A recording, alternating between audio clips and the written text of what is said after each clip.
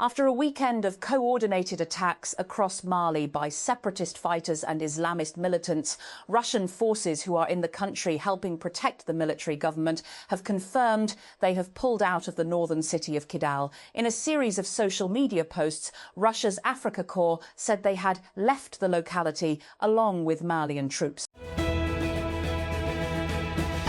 And Real Madrid striker Kylian Mbappe is doubtful for the upcoming El Clasico match against Barcelona after the club confirmed he had sustained a thigh injury during his last outing. Mbappe's injury was confirmed by Real Madrid in a statement on Monday, less than 2 weeks before the May 10 fixture, which is the biggest match in Spanish domestic football. Who? Paris Saint-Germain versus Bayern Munich. What? Champions League semi-final. First leg where? Parc des Princes. Paris when? Tuesday, April 28 at 9 p.m. 19 GMT. How to follow? We'll have all the build-up on Al Jazeera Sport from 16:00 GMT in advance of our live text commentary stream. Whoever makes it through this Champions League semi-final will surely be the favourites for the final in Budapest in May, where either Arsenal or Atletico Madrid will await. Tensions between the United States and Iran have reached another critical juncture. While a fragile ceasefire is holding, efforts to translate the nearly 3-week truce into a permanent agreement appear to have stalled. Hopes of talks in the Pakistani capital, Islamabad, over the weekend dissipated after US President Donald Trump cancelled a visit by his envoys, as both Iran and the US remain steadfast in their respective demands, especially over Tehran's nuclear program and control of the Strait of Hormuz.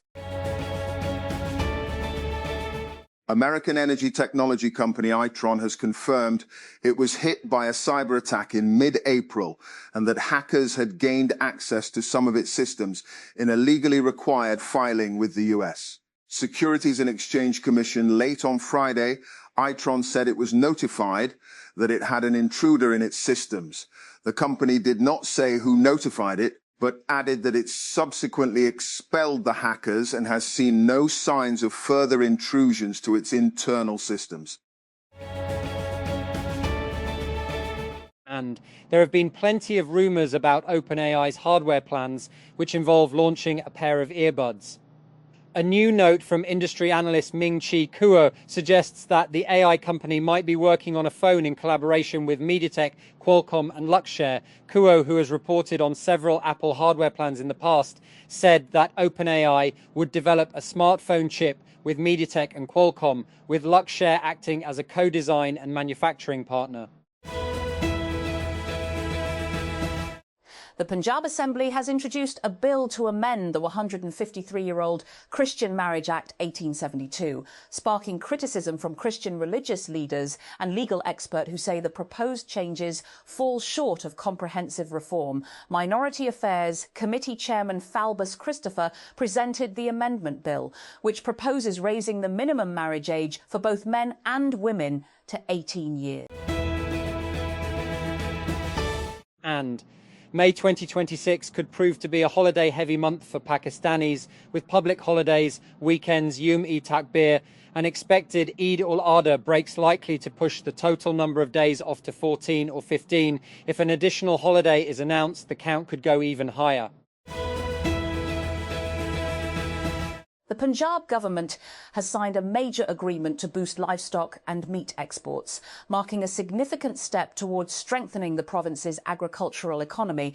Chief Minister Mariam Nawaz presided over a video link meeting where the government signed a Memorandum of Understanding, MOU, with 7 institutions, including Global Meat Company. Under the agreement, Punjab aims to export 1 million livestock. And Taiwanese chipmaker MediaTek has released 2 new mid-premium mobile chipsets with the quiet launch of the Dimensity 7450X. The new processors have appeared on MediaTek's official website and are expected to power upcoming smartphones and foldable devices. Early reports suggest the Dimensity 7450X could debut in the rumoured Motorola Razr 70. And And a major restoration plan has been prepared to bring back the original look of historic buildings located on Lahore's Mall Road, with owners set to bear the cost of repair and rehabilitation work. According to sources, authorities have identified 104 buildings between PMG Chowk and Charing Cross for restoration because of their historical significance.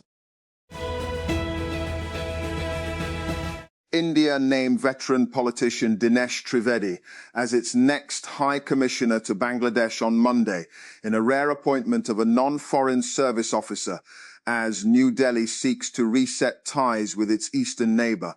Ties between the countries soured after a popular uprising forced Bangladesh's long-serving Prime Minister Sheikh Hasina to flee to New Delhi in 2024, where she remains. Islamabad, amid reports of a rift between the PTI and the Tehreek-e-Tahaffuz, Pakistan, TTAP, Khyber Pakhtunkhwa Chief Minister Sohail Afridi on Monday met with the opposition alliance's leaders and Allama Raja Nasir Abbas. The meeting comes amid reports that the TTAP leaders, who are also the opposition leaders in the National Assembly and Senate, were not being involved in the decision-making process. The Pakistan Meteorological Department, PMD, on Monday predicted that mild heatwave conditions were likely to develop in the southern parts of the country from April 29 to May 3. In a weather update, it said that the upper parts of the country were likely to be affected by the westerly wave from the night of April 27 to April 29 and from May 3-5, due to which temperatures were likely to drop 2-4 degrees Celsius. And Colombia's Defense Minister Pedro Sanchez says he is offering a record reward for information leading to the capture of a rebel leader known as Marlon. Marlon, whose real name is Ivan Jacob Idrobo Arredondo, is suspected of having ordered Saturday's bomb attack on the Pan American Highway, in which 20 people were killed. Donald Trump has said King Charles III will be very safe during his state visit to the US, which is due to begin later on Monday. Further security talks took place between the White House and Buckingham Palace after a gunman gained access to an event attended by Trump in Washington, D.C. on Saturday. And across Somalia, communities are suffering through a deepening hunger crisis, driven from their homes by drought and left waiting for critical humanitarian assistance that has not arrived. September's failed Dare rains mark the latest blow in a relentless climate crisis, destroying livelihoods, killing livestock, and forcing another year of harvest failure. At least 42 people have been killed in eastern Chad after a dispute between two families over access to water escalated into reprisal attacks. According to Deputy Prime Minister Limane Mahamat, Mahamat confirmed the total killed during a visit on Monday to the village of Igote. It is in Wadi Fira province near the Sudanese border where the violence started on Saturday.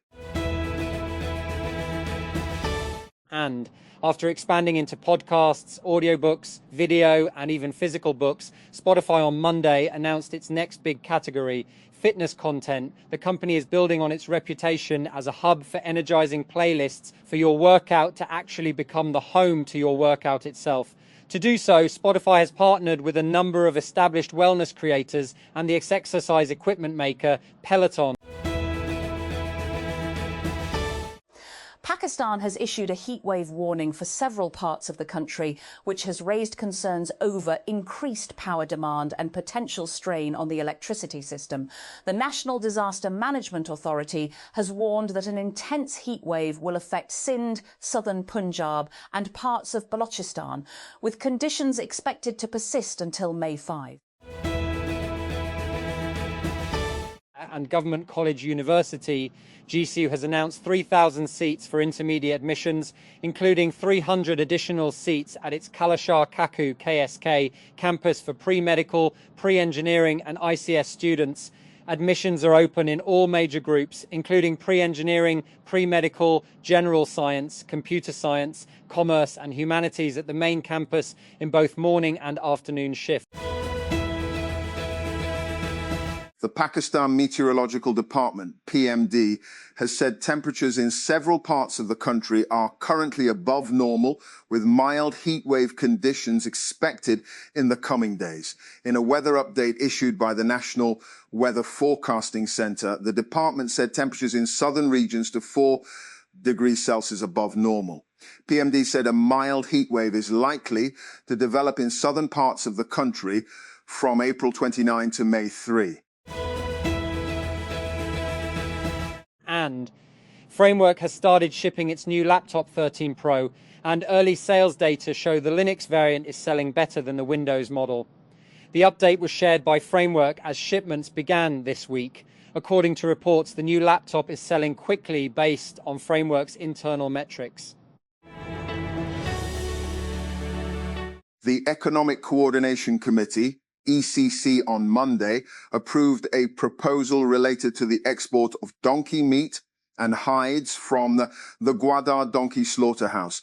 According to the official statement issued after the ECC meeting, was taken on a summary submitted by the Ministry of National Food Security and Research. Quetta, a police head constable, was martyred in a terrorist attack on a checkpost in the Haramzai area of Balochistan's Pishin district on Monday. According to police, armed militants on a motorcycle opened fire on a police checkpost using automatic weapons, following which police personnel retaliated. India and New Zealand signed a free trade deal on Monday as they seek to boost exports amid global economic uncertainty made worse by the war in the Middle East. Negotiations over the agreement concluded in December 2025 and will see India gain greater access for a range of products, including engineering goods, machinery and textiles, while also protecting its sensitive dairy sector. Islamabad, a judicial magistrate on Monday granted post-arrest bail to senior journalist Fakhrul Rahman, who was arrested over the weekend by the National Cyber Crime Investigation Agency, NCCIA, in a case registered under the Prevention of Electronic Crimes Act, PECA. According to an NCCI First Information Report, FER, dated April 20, the journalist was one of 9 accused of spreading false and misleading information against state institutions through the social media platform X. If the 23rd edition of the FIFA World Cup has become prohibitively expensive, with tickets fetching prices at more than $2, for the final blame dynamic pricing, along with greed, says longtime gaming and sports executive Peter Moore. Dynamic pricing doesn't belong in the World Cup and football, Moore told Al Jazeera in a recent interview from his home in Santa Barbara, California. FIFA says it is in discussions with national football associations to increase prize money for all 48 teams participating in the World Cup, in response to requests by European teams to increase prize money and to assist with costs associated with their participation this summer in the World Cup. The world governing body is set to fulfil those wishes, it said on Sunday.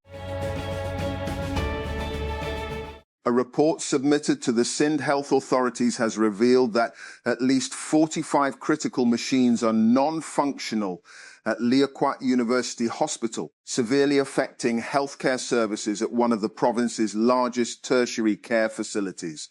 The report was prepared following a visit by Fayaz Abbasi and Zainul Abidin Mamon, highlighting major deficiencies impacting patients, particularly those from economically disadvantaged backgrounds.